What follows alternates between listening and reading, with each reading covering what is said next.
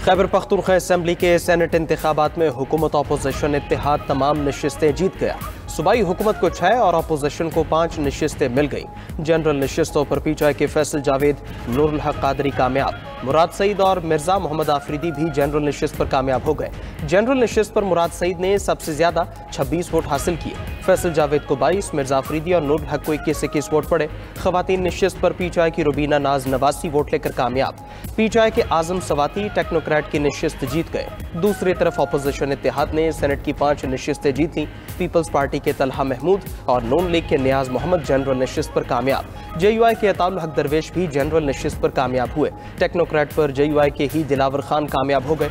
खवातीन नशिस्त पर peoples party की रुबीना खालिद 52 वोट लेकर जीत गई। खैबर पख्तूनख्वा असेंबली में सेनेट इलेक्शन में 144 वोट कास्ट हुए। एक रुकने असेंबली ने वोट कास्ट न किया।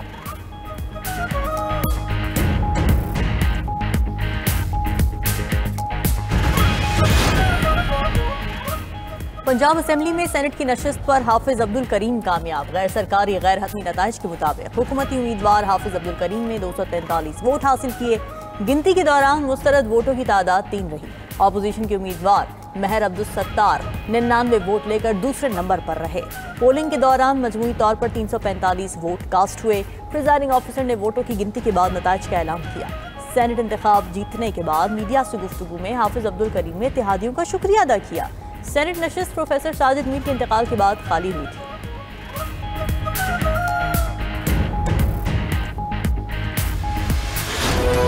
जिस वक्त सोशल मीडिया पर वायरल हो रही थी उससे कुछ देर कबल ये वज़ीर आला बलूचिस्तान तक पहुंच चुकी थी। के बाद वज़ीर आला बलूचिस्तान सरफराज भुट्टी ने आईजी पुलिस को इंस्ट्रक्शन दी कि 24 घंटे के अंदर अंदर इस वाक़े के जो भी फैक्ट्स हैं वो सामने लाए जाए। मोहब्बत के जो की शादी करने वाले जोड़े का कत्ल हुआ, लेकिन फैक्ट्स इस तरीके से नहीं थे। लेकिन जो ये सारा मामला एक तरफ के फैक्ट्स क्या थे, उन्होंने क्या किया था, क्या नहीं किया था, हमारे लिए बलूचिस्तान हुकूमत के लिए ये सफाकाना कत्ल है। वज़ीर आला बलूचिस्तान पर कबायली सरदारों की जानिब से दबाव है। तर्जुमान बलूचिस्तान हुकूमत शाहिद रिंद की 92 न्यूज़ के प्रोग्राम हो क्या रहा है में गुफ्तगू। कहा कि कबायली सरदार मुख्तलिफ सियासी जमातों में भी शामिल हैं। मर्द और खातून के कत्ल का वाक़या कोयटा के नवाह में पेश आया। वाक़या रिपोर्ट न होने की वजह से खुफिया रहा। जो भी वाक़े में मुलव्वस है उसे सज़ा मिलेगी।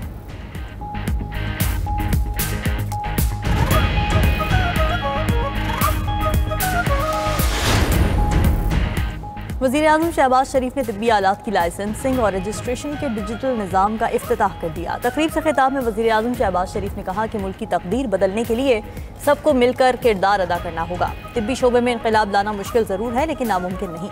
हमें जवाबदेही के निज़ाम को बेहतर बनाना है। इत्तेहाद, यकजहती और अनथक मेहनत से खुशहाल मुस्तक़बिल की मंजिल हासिल करेंगे। रैब के CEO को मेरिट पर तैनात किया गया है। तिब्बी आलात की लाइसेंसिंग और रजिस्ट्रेशन का अमल ऑनलाइन होगा। मुस्तफ़ा कमाल सेहत के शोबे में दिन रात काम कर रहे हैं। तकरीब से खिताब में वज़ीर सेहत मुस्तफ़ा कमाल बोले, QR कोड से पता चल जाएगा दवाई असली है या नकली। बढ़ती आबादी वतन अजीज़ के लिए सबसे बड़ा चैलेंज है। 68% बीमारियों का ताल्लुक पीने के गंदे पानी से है।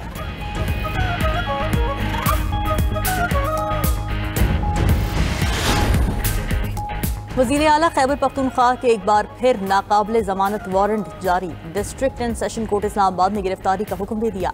अली अमीन गंडापुर के खिलाफ असलहा और शराब बरामदगी केस की समाअत। अदालत ने पुलिस को अली अमीन गंडापुर को गिरफ्तार करके पेश करने का हुक्म दिया। अली अमीन गंडापुर अदालत की जानिब से दी गई आखिरी मोहलत पर भी पेश न हुए। अदालत ने वज़ीर आला की हाजिरी से इस्तिस्ना की दरख्वास्त भी मुस्तरद कर दी। अदालत ने केस की मजीद समाअत 22 जुलाई तक मुलतवी कर दी।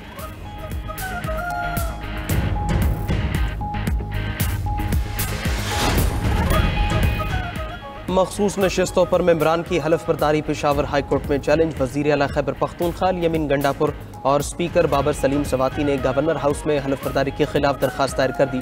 दरख्वास्त में मौक़िफ़ इख्तियार किया गया कि चीफ जस्टिस ने गवर्नर को हलफ के लिए नामजद किया, हमें सुनने का मौका नहीं दिया गया। वज़ीर आला और स्पीकर हलफ लेने से इनकार करे तो फिर चीफ जस्टिस किसी को नामजद कर सकते थे।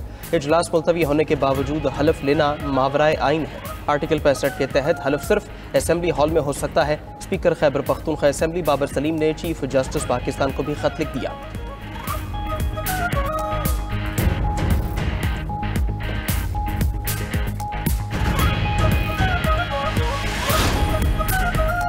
जहलम में सैलाब में बहकर जाँ बहक होने वाले अफराद की तादाद 6 हो गई। दारापुर के करीब रेले में बह जाने वाले अब्दुल लतीफ़ की लाश भी मिल गई। जहलम में दरिया में नहाते हुए 4 नौजवान दोस्त डूब गए। रेस्क्यू की गौताखोर टीम ने 2 नौजवानों को बचा लिया, 2 लापता। जहलम में बारिशों के नए स्पेल के आगाज पर हाई अलर्ट जारी। हंगामी सूरत हाल से निपटने के लिए कई मकामात पर कश्तियाँ पहुँचा दी गईं। PDMA के मुताबिक पंजाब के दरियाओं और नदी नालों में तुग़यानी का अलर्ट जारी कर दिया। दरिया रावी, जहलम, सतलुज और चनाब के बहाव में इजाफे का खदशा। दरिया सिंध में तौसा के मकाम पर दरमियाने दर्जे का सैलाब। तरबेला, कालाबाग और चश्मा के मकाम पर निचले दर्जे का सैलाब है। रावल डैम के स्पिलवेज को दोबारा खोल दिया गया। पंजाब में रवा मानसून सीजन में मुख्तलिफ हादसात में जाँ बहक अफराद की तादाद 135 हो गई। छतें और दीवारें गिरने से 479 जख्मी हुए। मानसून बारिशों का नया सिलसिला 26 जुलाई तक जारी रहेगा। लाहौर, सियालकोट, गुजरावाला, गुजरात, हाफिजाबाद में बारिशें होंगी। रावलपिंडी, मरी, अटक, चकवाल, जहलम, फैसलाबाद में भी बादल बरसेंगे।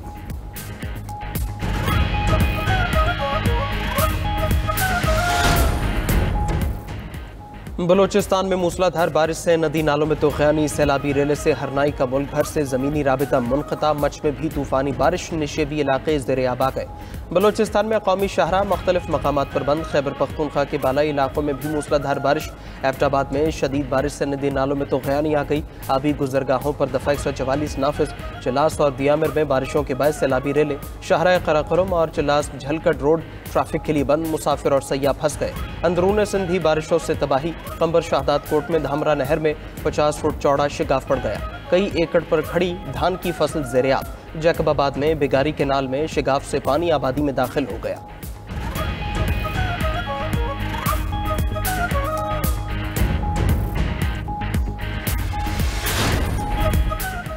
Saudi naval chief vice admiral Mohammed bin Abdulrahman Al Gharibi के लिए एजाज़। सदर मुमलिकत आसिफ अली जरदारी ने निशान इम्तियाज़ मिलिट्री अता किया। सऊदी नेवल चीफ को पाक सऊदी बहरी ताबुन के एतलाफ में आला एजाज़ से नवाजा गया। ऐवान सदर में मुनक़िदा खुसूसी तकरीब में मुसल्लह अफवाज के सीनियर अफसरान शरीक हुए।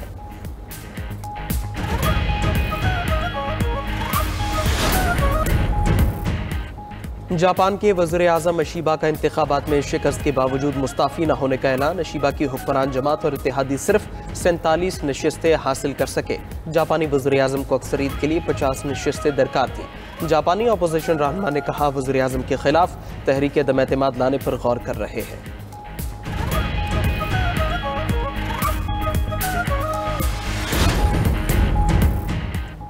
समुद्री तूफान वीफा की जुनूब मशरकी एशिया में तबाहकारियाँ। फिलिपाइन में तूफान से 8 लाख अफराद मुतासर, 90,000 बेघर हो गए। समुद्री तूफान वीफा से फिलिपाइन में 5 अफराद हलाक हुए। उधर जनूबी कोरिया में लैंडस्लाइडिंग और सैलाब से 18 अफराद हलाक हुए।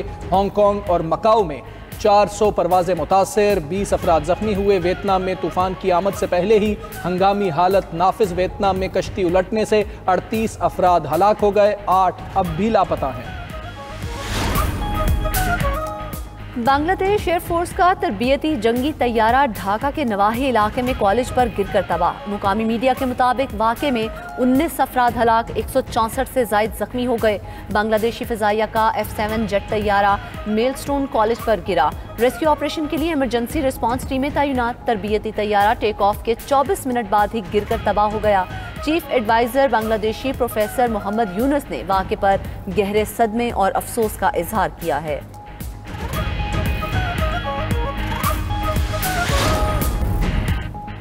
रूस के दारुल हुकूमत कीव पर रूसी हमले में एक शख्स हलाक, 7 जख्मी हो गए। मेयर कीव का कहना है कि रूस के ड्रोन्स और मीज़ाइल हमलों से 4 अजला मुतासिर हुए। हमलों से मेट्रो स्टेशन, दुकानें, रिहायशी इमारतें और एक स्कूल को नुकसान पहुंचा। यूक्रेनी फ़ज़ाइया के मुताबिक रूस ने 426 ड्रोन्स और 24 मीज़ाइल दागे। सिर्फ 23 ड्रोन्स ने अपने हदफ को निशाना बनाया।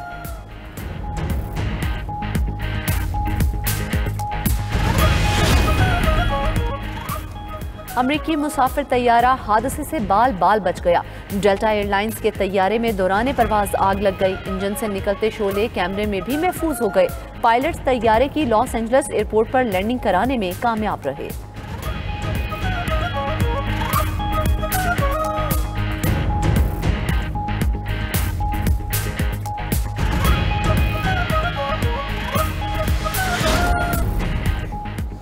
अमेरिका का वीज़ा लेना अब मजीद महंगा होगा। तमाम दरख्वास्त दहंदगान को अब $250 वीज़ा इंटेग्रिटी फ़ीस भी अदा करनी होगी। खबर एजेंसी के मुताबिक इक़दाम ट्रंप के वन बिग ब्यूटीफुल एक्ट के तहत उठाया गया। नई वीज़ा फ़ीस का नफाज 1 अक्टूबर से होगा।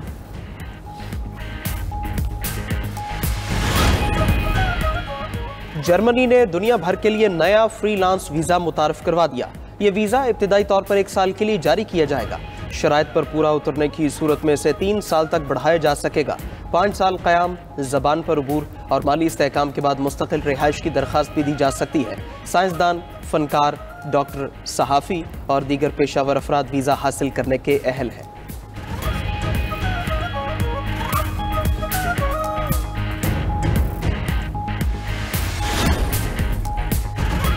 गिलगित से ताल्लुक़ रखने वाले कोहपैमा शाह दौलत ने 8080 मीटर बुलंद ग्लेशियर बम 1 चोटी सर कर ली है। शाह दौलत ने मसनूई ऑक्सीजन इस्तेमाल किए बगैर ग्लेशियर बम 1 को सर किया। शाह दौलत K2 नांगा पर्वत और ग्लेशियर बम 2 भी सर कर चुके हैं।